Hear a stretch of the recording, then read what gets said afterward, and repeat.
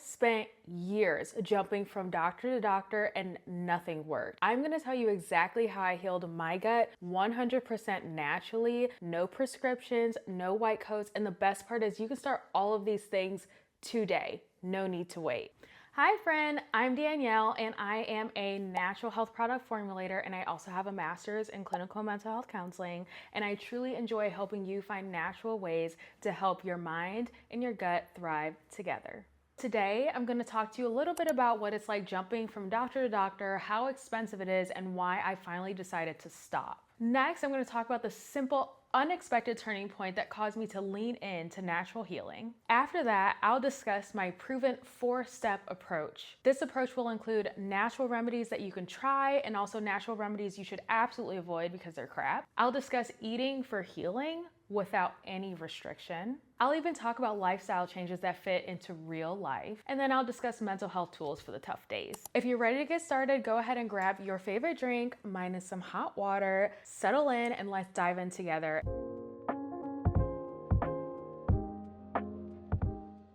So let's go ahead and rewind to where it all started, because you ever felt lost in the medical maze, you are certainly not alone in this. So let me start by telling you about some of the worst gut symptoms that I had. I was dealing with horrible, excessive nausea. And mind you, I felt wonderful fear of vomiting. So let's just sprinkle that in there, make everything great. Plus I was bloated until my skin literally hurt, and I was so dang constipated. I feel like I hadn't even seen poop in weeks, and I know that's a little bit gross, but you know, it's just the truth. It's what I went through. Plus I had such bad acid reflux. I was burning in my throat, I was burning in my chest, and I was burning up at the top, like right here.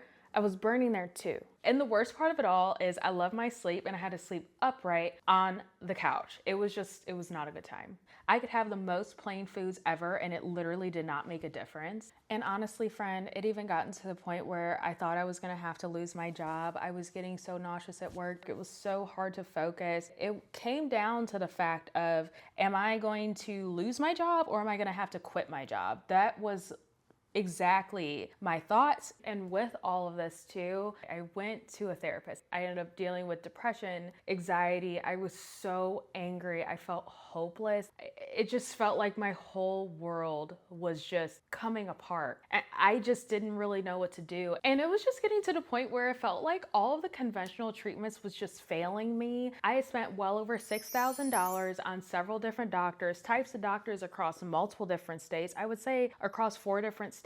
I went to the GI doctor, I went to, of course, your primary doctor, and I even went to the ENTs. Between all of them, I was on 8 different medications, and I still wasn't getting any answers. I gotten so many procedures, including an endoscopy, a colonoscopy. Mind you, I got the endoscopy multiple times, a gastric emptying exam. So I'm just wondering for you, do you ever just feel like your doctors don't get it? Because I know I felt that way. So I want to know about your story and what you went through in the comments below. And let's make sure like we come together and support each other through this so we can feel less alone. And now we have arrived to what I call my breaking point. And when I tell you that all I wanted to do was just continue, because I had already been doing this, curling into a ball, continuing my panic attacks, and just accepting that life sucked. However, I got this urge inside of me to go ahead and take control. So here's what happened next. This is the point where I had finally decided to go ahead and ditch the doctors. I started focusing a lot more on natural healings. I started doing crazy amounts of research. Between everything that was going on in my life, from all the symptoms I was dealing with to the anxiety and the depression that I had, going to therapy for those things, and even having a background in counseling, it had just really made me realize that whole thing that people talk about, oh, the mind and gut connection, it's a thing, it's real, and really there should be a lot more focus on it.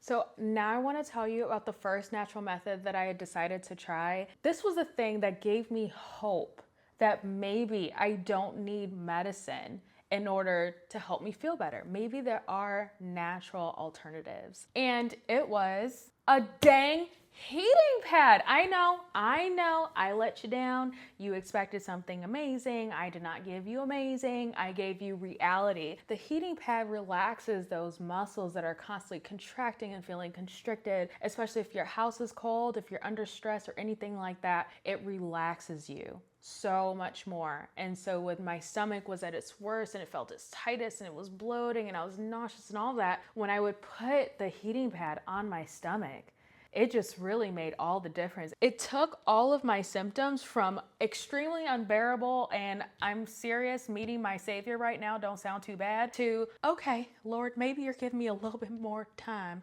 on this earth. And yes, I did just get a little southern accent there for a second. And wait, before I tell you what I did next, I know you're thinking, Danielle, seriously, a heating pad? I don't believe you. But no, I'm serious. And I just need you to know that everything that I'm about to share next goes against what every doctor was telling me to do. And it felt really scary to ignore their advice, but my body was screaming for something more, something different, and something better. So what happened when I finally listened? It completely flipped everything I thought I knew about healing, and it might do the same for you too.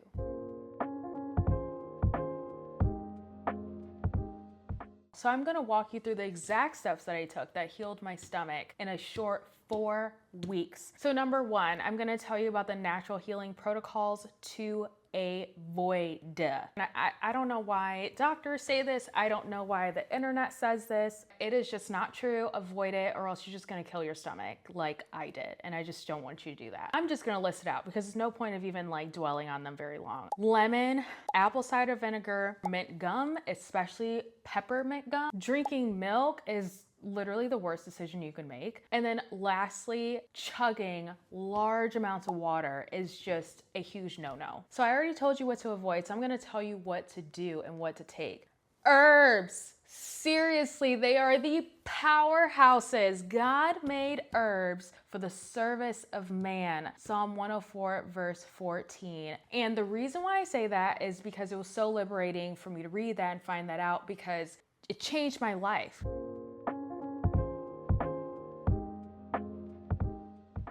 Slippery elm, marshmallow root, DGL, and fennel. Slippery elm and marshmallow root, they're the thicker ones, and then also DGL's in this category. It's just not nearly as thick. They all protect your gastrointestinal tract by creating a mucus around the lining of it. I call it a liquid bandage over all the little tears that happen in your stomach from having improper digestion. The fennel, what I love that for is your gas and your bloating and immediate nausea relief. I'm telling you, get yourself some fennel seeds, chew on them thoroughly. I'm talking about till it's just a pulp, then swallow it, and it'll just make all the difference for you. And because I admire those powerhouses so dang much, all that research I did ended up funneling into a product called Burn Blocker that I created. This was the thing, combining all of those ingredients I had just named, and then I threw in a little bit of monk fruit and collagen in there in order to make this flavor. That's it. It just changed everything. It changed my entire life. And I believe this works.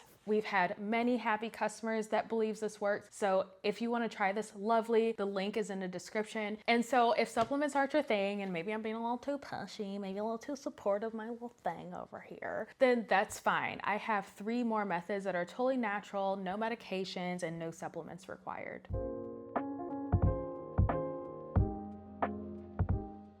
So next I'm going to talk to you about diet. And I know you're probably so tired of people saying, thanks your diet, thanks your life. But unfortunately it's true. And if you're a foodie like me and you love food, but food don't love you, join the dang club. But unfortunately, this is the way in order to get your stomach on track. So hear me out.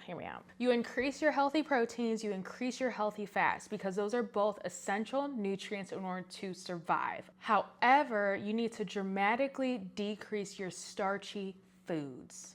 And I know that's really hard to hear, and it's really sad. And you know what else is sad? That is called SAD, the standard American diet, and it has so many carbohydrates, and carbohydrates break down to sugars, and sugars are not essential nutrients for the body in order to survive. This means reducing your breads, your cereals, your white rice, and your potatoes, and basically everything that you love and you hold nearly to your heart are all the things that you need to throw out. No, I'm just kidding. Because earlier I know that I had just discussed how we're going to better our eating without having any restriction. So I'm going to tell you how. For example, this weekend I had went to Brewster's and I had a beautiful waffle cone. It was delicious. It was this butter pecan and caramel ice cream cone. It was just chef's kiss, okay? And I had very little symptoms after I had that. Why? Especially if I just said, oh yeah, all those things, like, they'll screw you up, so like, don't eat them. Nay, I balanced out what I was going to eat. I would set my stomach up for success so then it would be able to handle all of those starches and all of those carbohydrates. And then the next thing related to eating and diet is drinking warm or hot water, similar to the heating pad effect that I was talking about earlier. Hot water also relaxes your esophageal muscles. It relaxes that lower esophageal sphincter.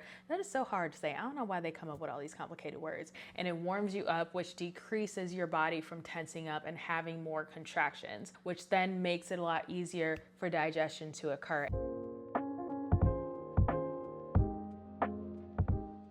Number 3 is lifestyle. What I'm going to tell you is, again, different from what doctors say. Doctors tell you you need to work out at least moderate exercise 150 minutes a week. That's true.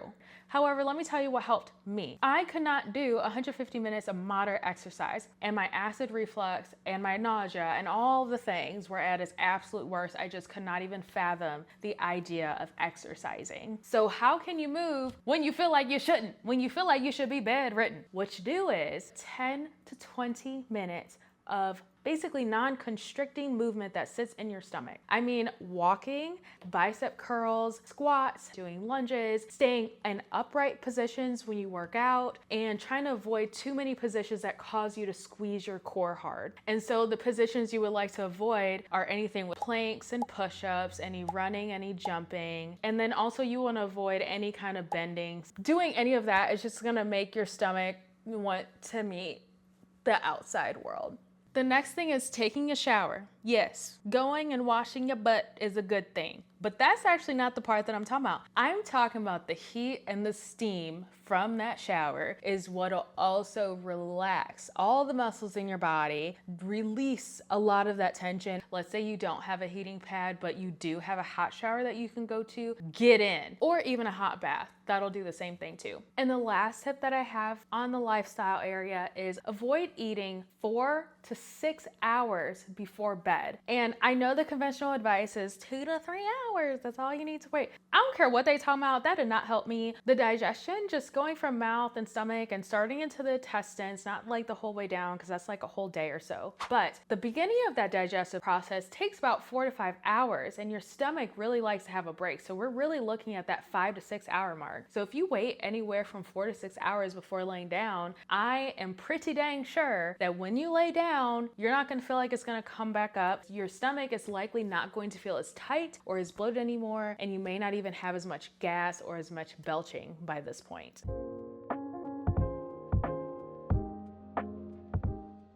And lastly, I want to focus on the mental health piece. Obviously, it is so important. So I want to sit in this for a little bit with you. Yes, I know that sounded very therapist-y of me, but I had to, sprinkle that in there. I know in the world today, we say like, oh, reduce screen time and all that. Sometimes screen time is what you need, all right? Like I said, I go against all the conventional stuff. Find yourself a TV show that you can totally binge watch, and then you can just lose yourself in it. And a lot of people do the same thing through a book. And of course, you're removing that screen, you're removing the blue light. And so you're relaxing your body a lot more when you're reading a book. If you have any pets, especially if you have any dogs, cats, rabbits, or anything that can be a little bit more cuddly, or even if it's a fish that you can go ahead and look at and just enjoy and just kind of get lost in the nature and the beauty of them, then I highly suggest doing that. Also, journaling is really good. And I'm not talking about you have to go out and buy a journal and do all this fancy stuff. You can free write. You could write a sentence. You could write a word. You could write a poem. You could write a book. Whatever can kind of ground you throw it on paper. And the next healthy relaxing distraction that I like is a safe space. I would highly suggest going to a bathroom, a closet, if you have it, of course, if you have like space for your whole room, or if you could just tell your family to get and leave you alone for a little bit so you can just have some peace and dang quiet. If that's what you need to do, then go ahead and do that. Just keep that space sacred for you because you need it, friend. And on the topic of safe space, I want to talk about something a little bit more unique. So sometimes we're at work and we spend typically 40 hours a week at work. I'm a huge advocate for the bathroom. Okay, I loved going into that bathroom and just sitting there. Sometimes I wouldn't even be using the bathroom. I would just be sitting there, just have a moment to myself, just to breathe. Take that space to yourself and you will notice how much more you are able to cope and deal with everything. Let's talk about communication, friend, because it is so important. And with telling people what's going on to your friends, your family, your coworkers, and your boss, letting them know what you're going through and how hard it's been for you. Without that, it's going to be hard to receive the empathy. It's going to be hard to receive the support that you need. And it's going to be harder for you to deal with it because those are all the components that you are needing when you're going through the hardest things that you are going through. I know that not every boss is going to be receptive. Some of them are buttholes, but they still need to have a high level idea of what is going on with you because without that information, then they have a lot more of a right to be harder on you or to discuss your performance being lower or whatever. So when you communicate those things and you actually have them in writing, you let them know this is documentation that this is what's going on, then the less you are going to be likely to lose your job or have as many issues with your boss or your coworkers with stuff like this. The next thing is boundaries because not everybody respects what we're going through. Some people, like I said, are freaking buttholes. However, I do believe that when somebody is being rude, you set them straight. Let's say they say, oh, I don't believe you and you're making it up. I would just simply say, I'm not making it up. I believe that you are being extremely rude right now and you are discounting my experience. And with that being said, it doesn't seem like we have anything else to talk about. So we can talk at another time when you're comfortable with speaking to me with respect. Case in point. That's what I would say. I also know that there are many people who are not that assertive and that's okay too, but there's still a way to communicate boundaries even if your voice doesn't feel strong enough to say what I just said. So another example of a similar thing would be, that bothered me what you just said. This is my experience, so I'm just going to excuse myself from the conversation now. The point that I'm making is that many people draw a line in the sand and others will come up and say, oh yeah, that's cute, erase the line, and then go ahead and build a freaking sandcastle on it. And that ain't okay. So what I'm encouraging you to do, friend, is to draw a line in the concrete and make sure that thing solidifies. That way when somebody crosses that line, you can say, no, I made it very clear where I stand and this is what it's going to be. But then it's important to make sure you stand firm on them and you don't let people run you over. But no one knows your boundaries unless you communicate them. So communicate what's going on with you, and I'm telling you, your mental health will get better. All by itself, your mental health will get better, and then your physical health will be alleviated as well.